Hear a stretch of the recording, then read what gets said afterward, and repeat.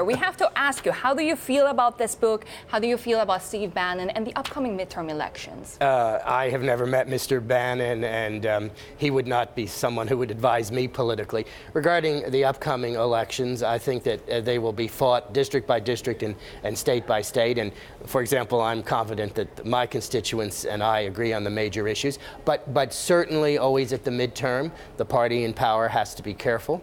And I think that we should present a positive viewpoint moving forward. And 2018, Shery, should be a year of bipartisan cooperation.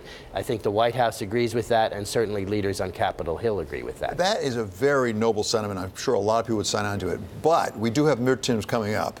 And when you have Steve Bannon and some of the people who tend to follow him, how much more complicated is your life going to be in the House of Representatives, either for your seat or more broadly for the Republicans to hold the House? I think the voting returns in Alabama indicate that Steve Bannon was not successful. I indicated that I could not support the Republican candidate, Mr. Moore, in Alabama.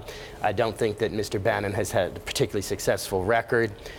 Moving forward, I think that we should work in a bipartisan capacity, David. And I think that that is the best way to address the DACA issue, the best way to address a border security, and the best way to address infrastructure, which I think is a bipartisan viewpoint from which we may receive some results. Well, it appears the President of the United States agrees with you, at least in part, because among other things in this statement, what he says is, quote, Steve had very little to do with our historic victory, which was delivered by the forgotten men and women of the country. Yet Steve had everything to do with the loss of a Senate seat in Alabama held for more than 30 years by Republicans. So echoing exactly what you're saying, didn't help the Republicans in Alabama. It did not, and I agreed with Senator Shelby, who is the senior senator in Alabama, who said he was writing in a Republican. That's what I would have done. I certainly was opposed to Mr. Moore's candidacy. I don't think he can dispute, though, the power that Steve Bannon has brought to the populist movement in the U.S., which is one of the reasons that President Trump got elected in the first place. Mm-hmm. How much of that will play into the midterm elections, and what does that mean for the GOP, who's now trying to still get a hold of the House, which now seems to be in play? I think Donald Trump was elected because of voters in states like Pennsylvania, Ohio, Michigan, Wisconsin. I don't think the Democratic campaign of Hillary Clinton addressed the concerns of those voters, and I hope and expect that the president will continue to address their concerns.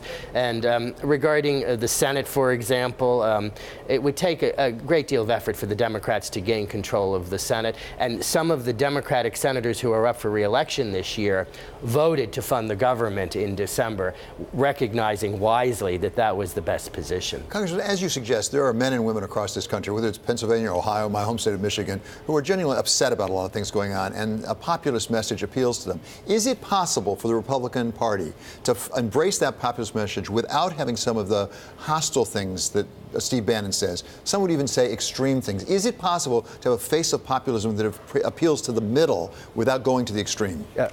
Absolutely, and I think that we should all recognize that that is possible, and we should all be cautious to make sure that that is the way in which we address the issues that are of concern to middle-class Americans throughout the entire country. And of course, we should oppose in any way, shape, or form any divisive nature in American politics. We should try to be uniters, and I hope that this can be a year of moving forward in that direction.